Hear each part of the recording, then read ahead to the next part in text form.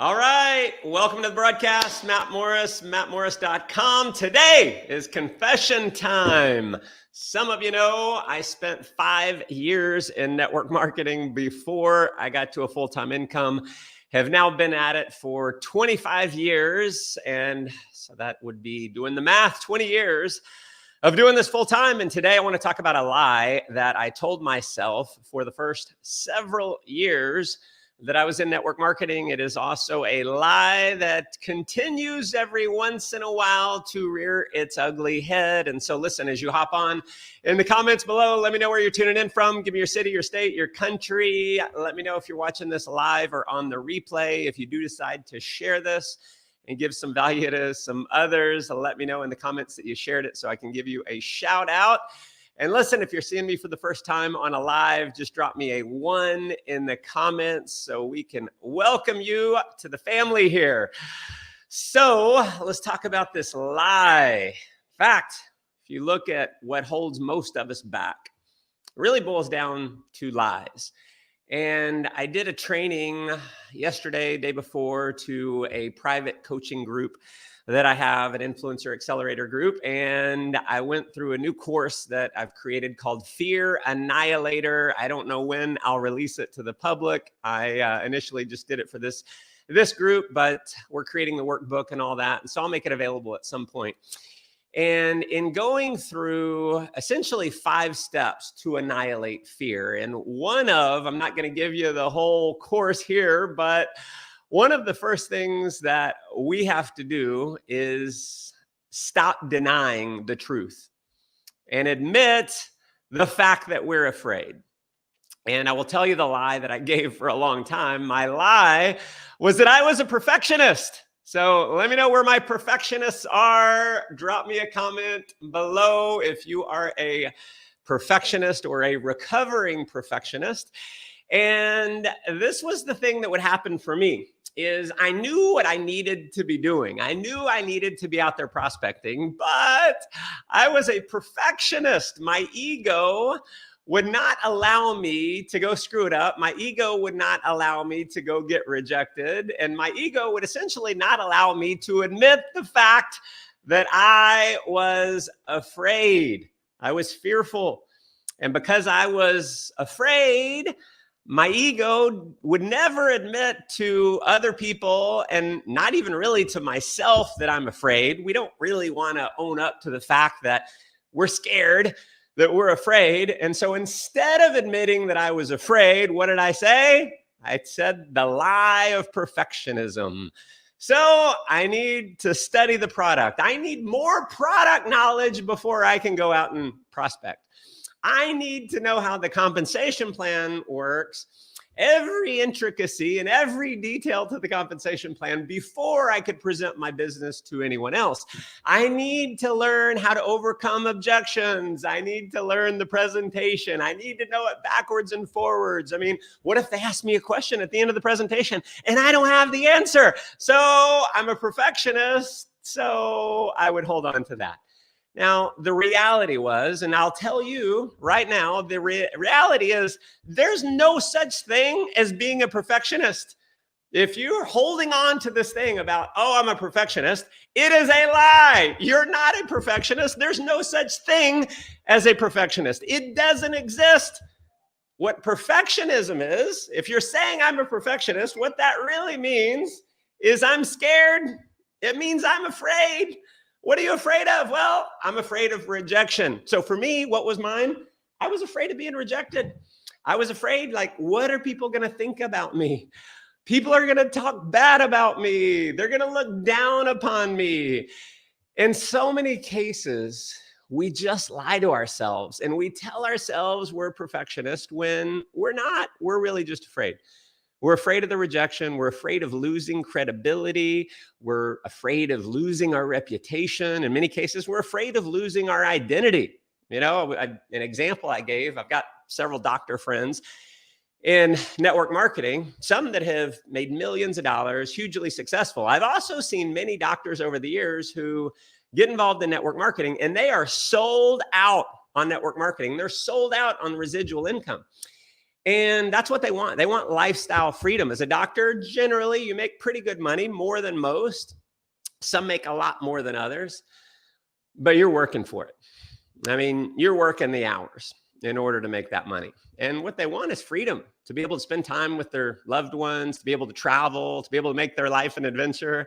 And so they're sold out on network marketing. They know it works, tons of success stories, only a fool doubts proof. Obviously it works, right? So they get involved, and what holds them back is their fear of losing their identity, because as a doctor, everyone looks up to you. Same thing as, an attorney, several professions, right? People look up to you as a doctor. And all of a sudden, if you get in network marketing, people are going to think, oh my gosh, she's lost her mind. She's been a doctor all these years, and now she's joined network marketing. Not understanding the power of our profession, not understanding the dream that's in his or her heart. And so we let that sabotage us, but we often don't say, like the doctors that I've worked with that have fallen by the wayside, they've never said, I didn't make it work because I was afraid. I was scared. No, but that's really what it boils down to. And so I just wanted to hop on here for a minute and have you analyze that for yourself, because until you accept the fact that you are afraid, you can't get over the fear. You're not going to get over something as long as you deny it. It's kind of like the air conditioning. Your air conditioning goes out. I'm here in Texas. It's like 105 degrees in the summer, and my AC went out. Now, when my AC goes out, I could say, nah, it's working great. It's perfect. But I'm just going to keep sweating.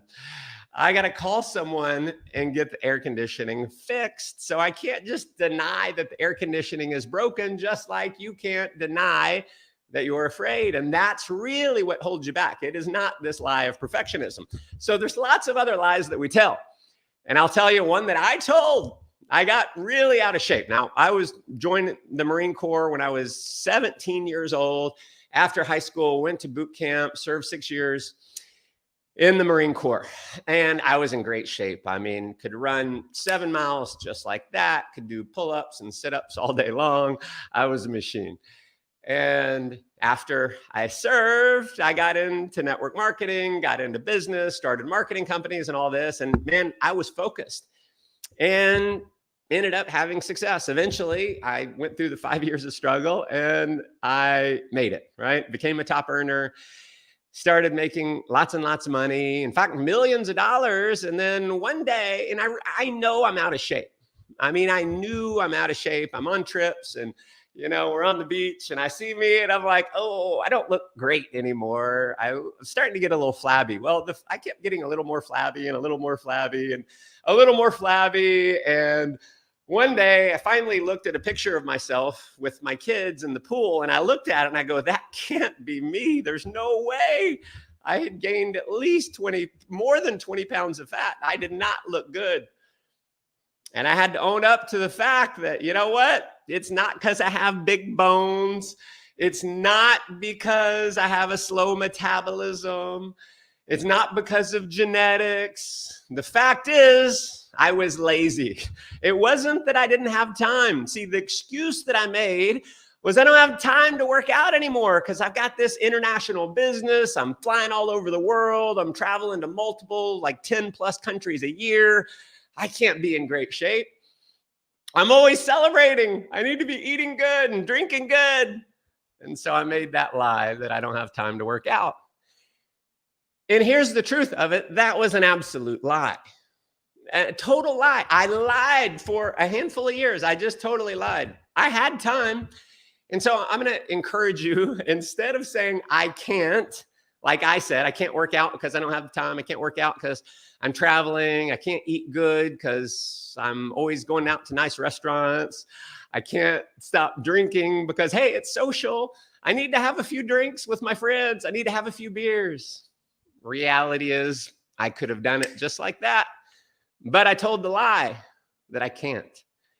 And so what I'm going to encourage you to do, instead of saying I can't, replace it with I won't, because that's the truth. The truth is you can, but you won't. Now let's be real honest here. Over the pandemic, since the gyms were closed, and I love going to the gym, I've programmed myself that I absolutely love it. And I couldn't go to the gym. And so I was like depressed, maybe not depressed, but a little down because I couldn't go to the gym. And I could have easily run around the streets. I've got a home gym, and I used the home gym a little bit, but nowhere close to the way that I did when I was going to the gym. And I started getting a little bit out of shape. And I finally was like, all right, I've gained a few pounds here. I'm not going to get back. I will never get back to the shape that I was, the terrible shape that I was in years ago. And I said, there's no more lying. I can't make an excuse of anything. Any excuse is just a lie. Call it what it is. And so I'd say, oh, I can't work out because I can't go to the gym. Nope. I could work out. I just won't.